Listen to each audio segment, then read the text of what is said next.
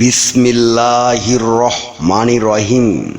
বিশ্ব আধ্যাত্মিক জ্ঞান সঞ্চার দরবার শরীফের প্রতিষ্ঠাতা আমার মুর্শিদ কেবলা গাউসুল আজম শামীম আলী চিশতির দরবার হইতে আমি অধম শাহ আলম আপনাদের সকলকে জানাই আন্তরিক শুভেচ্ছা ও অভিনন্দন। আমার মুর্শিদ কেবলা গাউসুল আজম শামীম আলী চিশতির দরবার হইতে আরও একটি আলোচনা নিয়ে আপনাদের সামনে হাজির হইলাম। আশা করি সকলে ভালো আছেন এবং সকলেই মনোযোগ সহকারী এবং ধৈর্য সহকারী শুরু থেকে শেষ পর্যন্ত সম্পূর্ণ আলোচনাটি শুনুন।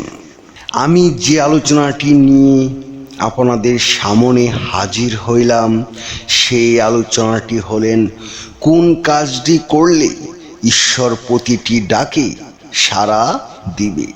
এই নিয়ে কিছু তত্ত্ব আলোচনা করিব, তাই সকলেই মনোযোগ সহকারী এবং ধৈর্য সহকারী শুরু থেকে শেষ পর্যন্ত সম্পূর্ণ আলোচনাটি শুনুন। শুরুতেই বিশ্বের সকল স্তরে লোকদের উদ্দেশ্য করে বলছি, আমার লক্ষ্য আমার মুর্শিদ কেবলা গাউসুল আজম শামীম আলী চিশতির লেখা গ্রন্থের বিষয়বস্তু আপনাদের সামনে উপস্থাপনা করা, যাতে আপনারা সকলেই হাকিকত জানতে পারেন, বুঝতে পারেন এবং হাকিকতের জ্ঞান নিতে পারেন। আমি যে আলোচনাটি নিয়ে আপনাদের সামনে হাজির হইলাম, এই আলোচনাটি আপনাদের জন্য অনেক গুরুত্বপূর্ণ। এই আলোচনার মাধ্যমে আপনারা সকলেই জানতে পারবেন কোন কাজটি করতে পারলে ঈশ্বর প্রতিটি ডাকে সাড়া দিবে। তাই সকলেই মনোযোগ সহকারী এবং ধৈর্য সহকারী শুরু থেকে শেষ পর্যন্ত সম্পূর্ণ আলোচনাটি শুনুন। ছিদ্র কলসিতে যেমন পানি ভরে রাখা যায় না, ঠিক তেমনি মানব দেহ একবার ক্ষয় শুরু হলে তা পূর্ণ করা যায় না, যদি না সেই ছিদ্র বন্ধ করার উপায় না জানে। আর এই ক্ষয় শুরু হয় বিয়ের পর থেকে। নারী পুরুষ উভয়ই ধ্বংস হতে থাকে। নদীতে যখন জোয়ার আসে তখন নদী কানায় কানায় পূর্ণ হয়ে যায়। আমাবস্যা পূর্ণিমার আলোতে নদীর সৌন্দর্য আরও বৃদ্ধি পায়। যতদিন দেহের নদীতে জোয়ার আসা যাওয়া করবে ততদিনই দেহে আলোকিত থাকবে। যৌবনকালের ইবাদত ঈশ্বরের কাছে অনেক প্রিয়। যৌবন পুড়িয়ে গেলে আর প্রেম হবে না। এই ক্ষেত্রে একটা নারী তার যৌবন আগে হারায় তার নিজের অজ্ঞতার কারণে। একটা নারী 35-40 বছর পার হলেই তিনি শেষ হয়ে যান, এটা তার অজ্ঞতার কারণে হারায়। তারা বুঝে না সময় গেলে সাধন হবে না। যৌবনকালে তাদের রূপের ভরাই আর নারীত্বের ভরাই তাদেরকে ধ্বংস করে। যখন বুঝতে পারে তখন আর সময় থাকে না। শূন্য হাতে দয়াল মুর্শিদকে কিভাবে পাবে? নারীরা দেহ সাধনায় অনেক অজ্ঞ। তারা থাকতে সময় মূল্য দেয় না। নিজ দেহ ঠিক করে যদি ঈশ্বরকে ডাকা যায়, ঈশ্বর প্রতিটি ডাকে সাড়া দিবে। যখন নিজ দেহে পরমকে জাগ্রত করার চেষ্টা করবে তখন সেই ব্যক্তি দুনিয়া চাকচিক্যময় জীবন ত্যাগ করবে। দমের খেলা খেলতে হবে। দমের ঘরে গিয়ে দম দিয়ে দম ধরতে হবে। মরার আগে মরতে হবে। দমের জিগির দররে মন। দমের খেলায় গিয়ে মুর্শিদের রূপ ধ্যানে রেখে দমের সাধন করো।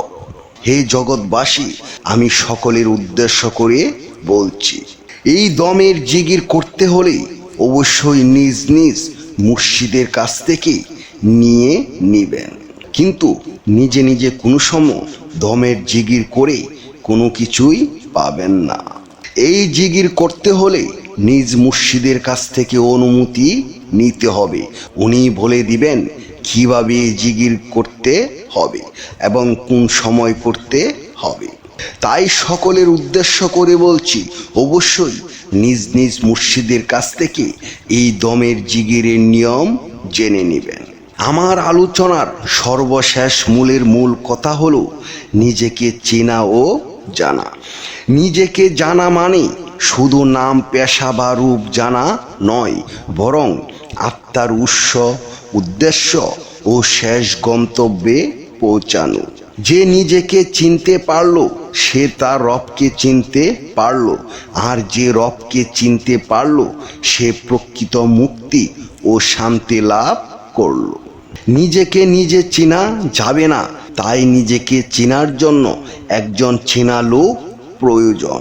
কারণ যে নিজেকে চিনে সে আপনাকে চিনাতে পারবে, আর সেই চেনা লোকটি হবে একজন কামেল মুর্শিদ।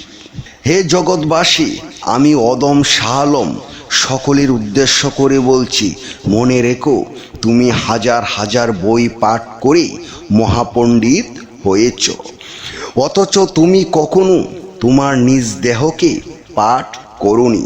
তুমি বহুবার ঈশ্বরকে পাওয়ার জন্য মন্দিরে, মসজিদে ও গির্জায় দৌড়িয়েছ, অথচ তুমি কখনো নিজের হৃদয়ের গভীরে তাকিয়ে দেখোনি। মনে রেখো, অপবিত্র আত্মা জমজমের পানি দিয়ে গোসল করলেও পবিত্র হবে না, যতক্ষণ পর্যন্ত কামেল মুর্শিদের কাছে বায়াত না হবে। মুর্শিদ ব্যতীত পরিশুদ্ধ হবে না তোমার অপবিত্র মন, কারণ পরিশুদ্ধ আত্মা বিনে পাবে না স্রষ্টার দর্শন।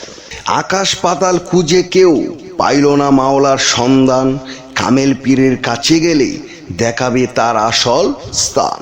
হে জগৎবাসী, আমি অদম শাহ আলম সকলের উদ্দেশ্য করে বলছি, আমাদের সকলের একজন কামেল মুর্শিদ প্রয়োজন। যদি কোনো কামেল মুর্শিদের সন্ধান না পান, তাহলে ইউটিউবে যাইয়া শামীম আলী চিশতি লিখে সার্চ করেন, তাহলে পেয়ে যাবেন একজন কামেল মুর্শিদের সন্ধান। সকলেই দেখুন একজন কামেল মুর্শিদের রূপ সুরত কীরকম হয়। সকলেই শুনুন একজন কামেল মুর্শিদের কণ্ঠ কীরকম হয়, যাকে দেখলে আপনাদের ভিতরে প্রেম জাগ্রত হবে, যার কথা শুনলে আপনার হৃদয় শীতল হবে। যদি ভালো লাগে তাহলে বিশ্ব আধ্যাত্মিক জ্ঞান সঞ্চার দরবার শরীফে চলে আসুন। আমি আমার মহান শিক্ষকের শিক্ষা অনুযায়ী যতটুকু শিখেছি, হয়তো কিছুই শিখতে পারি নাই, তারপরেও যতটুকু শিখেছি আমার মহান শিক্ষকের কাছ থেকে। আপনাদের সকলের নসিবেও এমন মহান শিক্ষক আল্লাহ তাআলা দান করেন, যার ভিতরে কোনো অহংকার নেই, যার ভিতরে কোনো অহমিকা নেই, যার ভিতরে কোনো হিংসা নেই, ছোট বড় কোনো বাজ বিচার নেই, সবাইকে সমান তালে ভালোবাসা প্রদান করেন। তিনি আর কেউ নন, তিনি হলেন সোনালী চন্দ্র রূপ লাভ করা আমার মহান পীর কেবলা জান গাউসুল আজম শামীম আলী চিশতি কামেলে মুকামেল। জয় গুরু, জয় সুফিবাদ, জয় পাক পাঞ্জাতন, জয় হোক বিশ্ব মানবতার, সুখী হোক সকল জীব।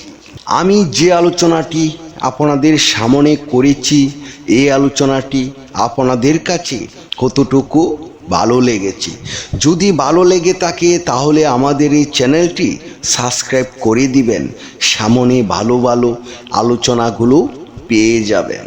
এবং আপনারা সামনে কী ধরনের আলোচনা চান আমাদেরকে কমেন্টে জানাবেন, আমরা চেষ্টা করিব আপনাদের পছন্দ মতো আলোচনা নিয়ে আসতে। আমার এই আলোচনাটি করতে যাইয়া কথা ভাষা ছন্দে যদি কোনো ভুল হইয়া থাকে, সকলেই আমাকে ক্ষমা ও সুন্দর দৃষ্টিতে দেখবেন। সকলেই আমার জন্য দোয়া করিবেন, আমি যেন আপনাদের সামনে ভালো ভালো আলোচনাগুলো নিয়ে আসতে পারি এবং শোনাইতে পারি। সর্বশেষে সকলের চরণে হাত রেখে একটি কথা বলতে চাই, আল্লাহ গোপনেরও গোপন। সেই গোপনকে পাইতে হলে একজন কামেল মুর্শিদের কাছে যাইয়া বায়াত গ্রহণ করে সেই গোপন ইবাদত ও গোপন সাধনার মাধ্যমে আল্লাহকে লাভ করিতে হইবে। সকলে ভালো থাকবেন, সুস্থ থাকবেন। আল্লাহ হাফিজ।